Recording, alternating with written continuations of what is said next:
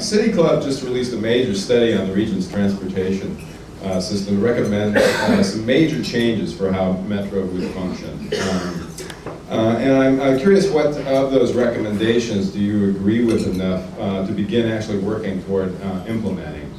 Yeah, this, in typical City Club fashion, this would be the point where I'd like to recognize my staff, but they didn't come with me tonight, so yeah, it's City Club inside joke.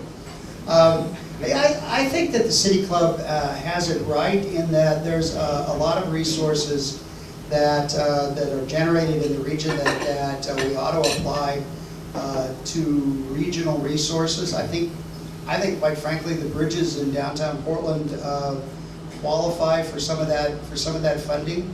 I think actually that Clackamas and Multnomah County are in the process of working out some arrangements on a couple of them, which I'm perfectly happy to let them go ahead and do.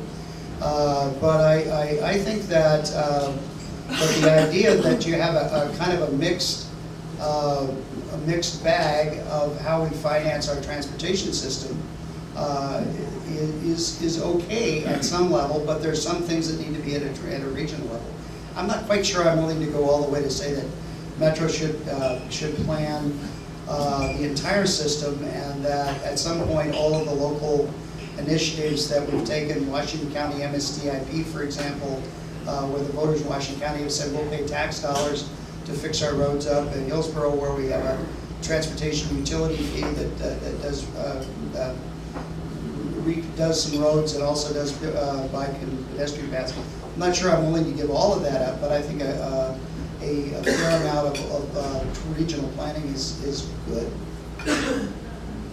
Rex, you want to tackle this one?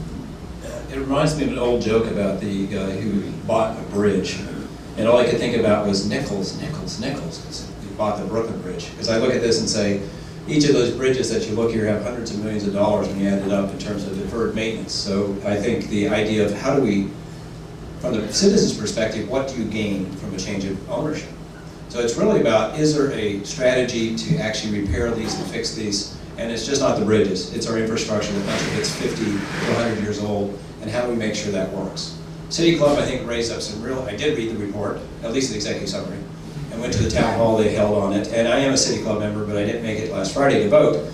But I think it raises the issues up of how do we effectively deliver services to the public? Now, the public has said for Metro to take on the solid waste disposal system. It makes much more sense than 25 cities having their own dump to think about what can we do with that. And we've gotten the process of going through regionalization of that. We have one of the highest recycling rates in the country. We dispose of, we have a great paint recycling program. We have a hazardous waste disposal program. I don't know if you all knew that. You can take any old paint and pesticides, all that kind of stuff for free from your house to a Metro transfer station and dispose of it for free. Okay, there was a place where we said as a region we can do a much better job attacking that issue than as individual communities. Transportation, I think there's pieces of it that make a lot more sense from a regional perspective, and this is what I've done and have been working on. If you look at Representative Fazio's Surface Transportation Authorization Act, which hopefully will pass in the next year or so, if you read it, the number one provision is to create something called Metropolitan Mobility and Access Programs, which is for metropolitan areas over $1 million that you can opt in. And what it does what we're trying to do here, which it requires planning based on outcomes that you're going to achieve. It also gives more dollars from the federal government directly to the metro area versus going to the DOT and then begging for money to come here. And we get 38% of the dollars even though we generate 50% of the revenue.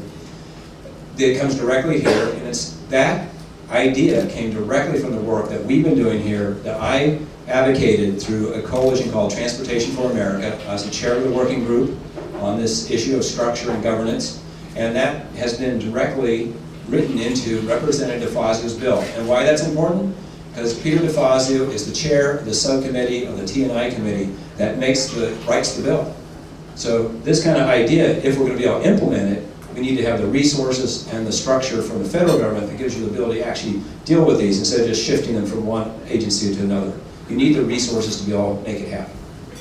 Bob, any thoughts about the actual report? Yeah, I was going to say the City Club report, pretty good document. Those of you who haven't read it, be prepared for a dry read, but to be rewarded by the fact that here's a group of thoughtful folks who looked at the entire funding and management system of transportation in our region and said, this is crazy, but we're going to try to explain it so that other people won't have to go through the same brain damage that we did understanding this. Translate the acronyms, get it all out in English. It's very helpful. It's helpful for policymakers, it's helpful for citizens, and it illuminates the scale of some of the problems and some of the complexity, the way the dollars flow in and then flow out.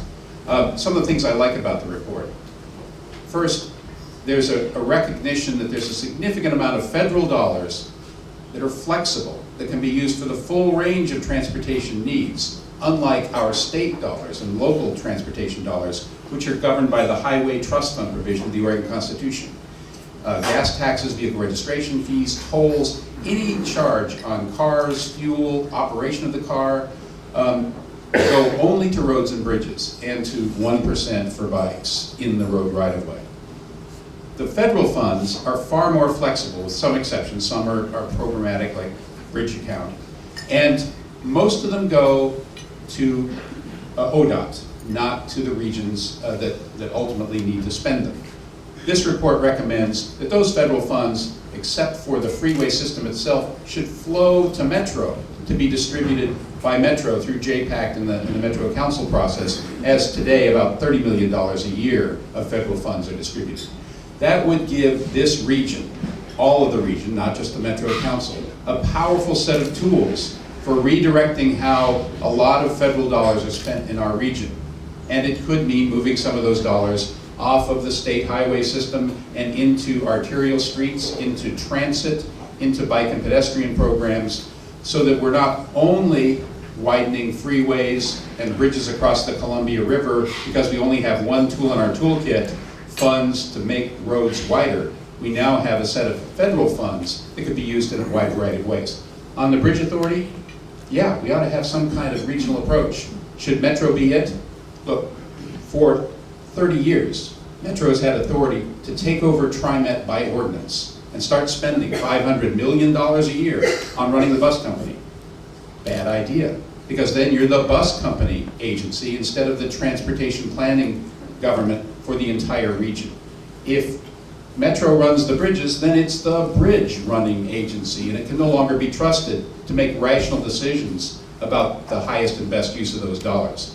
Metro should either be managing a whole suite of regional facilities across the modes, across the different kinds of transportation systems, or it should leave management to other entities, and it should guide the decision-making process with its partners about how the funds are distributed. Yes, I think rationalization of the money flows makes a lot of sense. And one key issue actually that I disagreed with the City Club was saying that all the dollars that ODOT spends on the freeways, which is almost all the money they spend in this region, they don't spend on the non-freeway state highways, would stay in ODOT's hands. I think that's a problem because ODOT should be investing in the light rail that parallels the freeways, for example. And right now they have put very little in over the last 30 years for something that actually makes those freeways work better, especially for freight mobility, by getting people out of the cars and onto transit. I like the idea of rationalizing the funding with the management also. I wouldn't go as far, as I say, I wouldn't think I'd go as far as they've gone. I mean, I do think that that there is need to do better, allow us better planning process within the region than we currently have under the structure that exists under ODOT. And I think that's moving in the right direction to give that authority to the region and allow us to figure out how to do it best amongst ourselves. I agree with Rex that the freeway money that ODOT now spends should be managed at the regional level. This region, frankly, the partners here know more about the traffic needs and transportation needs of this region than the engineers at ODOT and Salem know. And I'm glad you caught that point when I made it last week at the forum on the report. I think I had left before you made that. Oh, okay. Fair enough.